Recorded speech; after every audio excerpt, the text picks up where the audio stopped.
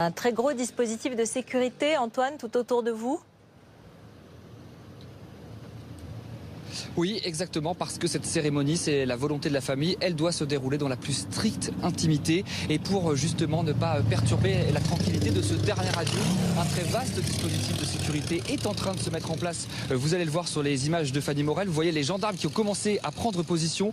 Dans les 10, 15, 20 prochaines minutes, ils vont commencer à faire le vide, littéralement, de toutes les rues autour du cimetière. Et puis la circulation sur cette route qui passe derrière moi, eh bien, elle sera fermée à la circulation.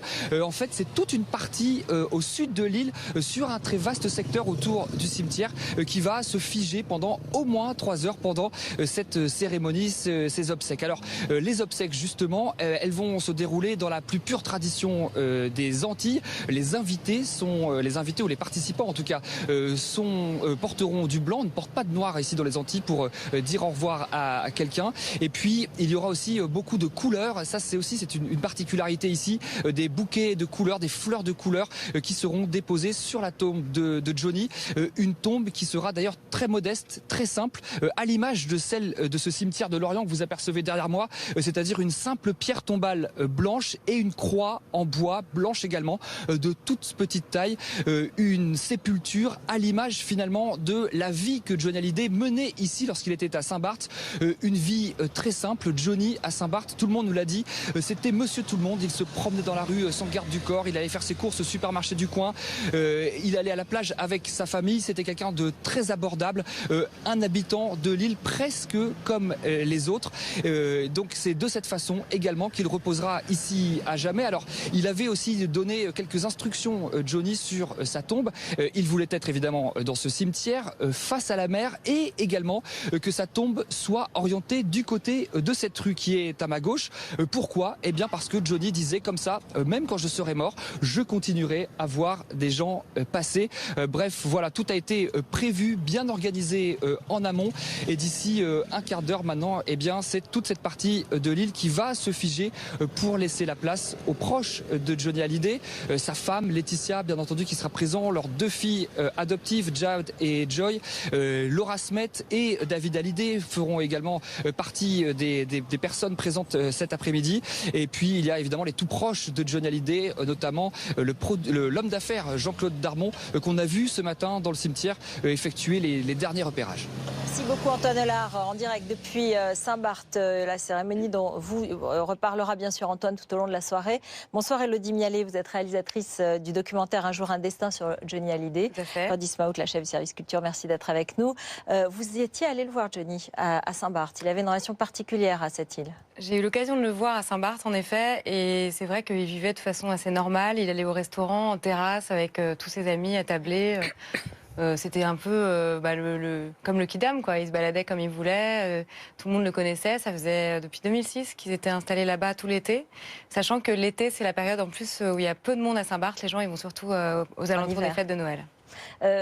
Justement, ça a été une question, Saint-Barth, l'inhumation. C'est peut-être à cette occasion qu'il y a une forme de fissure qui apparaît, Candice, depuis quelques heures après le communiqué de Sylvie Vartan qui dit qu'elle est assez triste qu'il soit inhumé à Saint-Barth, un peu loin de tous ceux qu'il aime. Oui, alors c'est vrai que c'est Sylvie Vartan qui le met en exergue aujourd'hui dans ce communiqué. C'est la première, entre guillemets, à mettre un peu les pieds dans le plat en termes de, parmi les proches.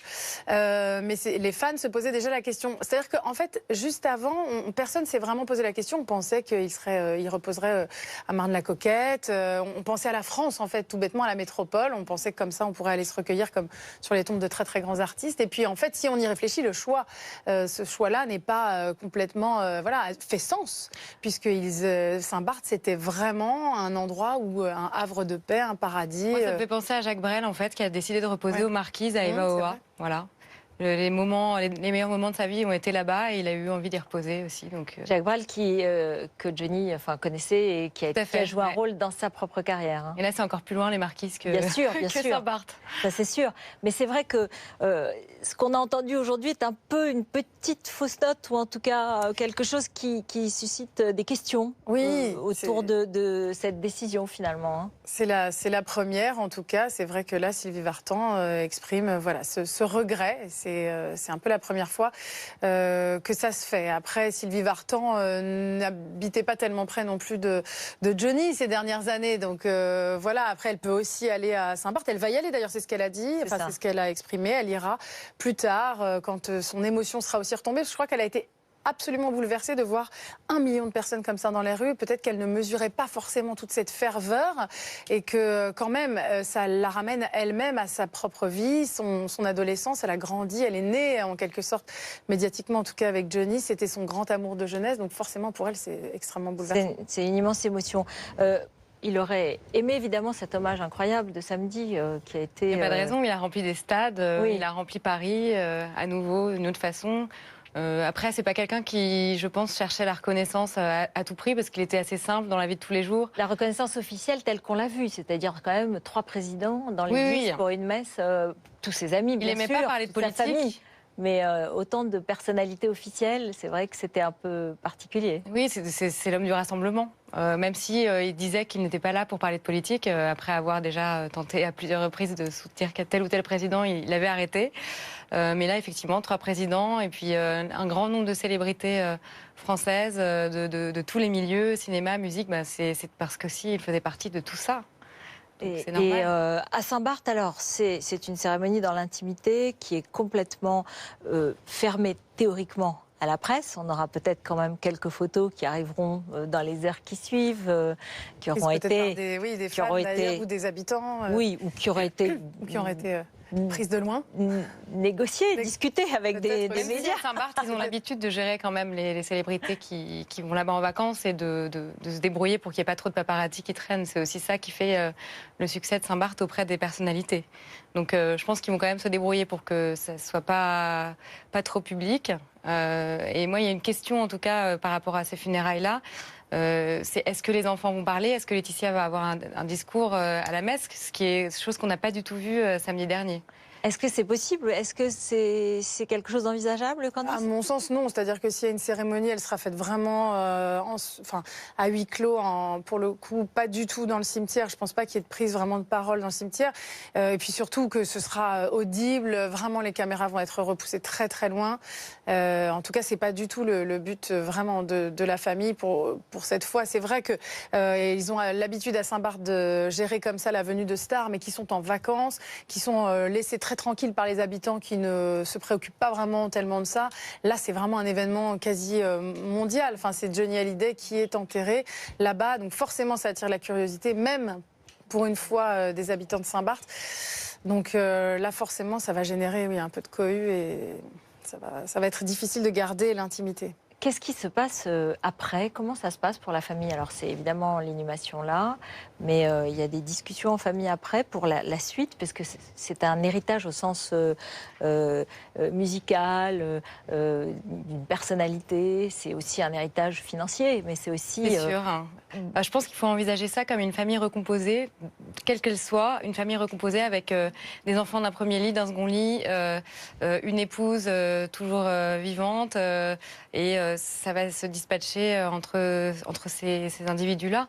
Il va y avoir évidemment de gros enjeux financiers et on va voir comment ça va se passer par la suite. Comment Johnny, justement, évoquait, c'est frappant de voir qu'il avait prévu, qu'il avait fixé même le lieu de sa tombe en disant qu'il voulait être sur la route pour voir passer les gens et pour savoir que sa famille allait bien.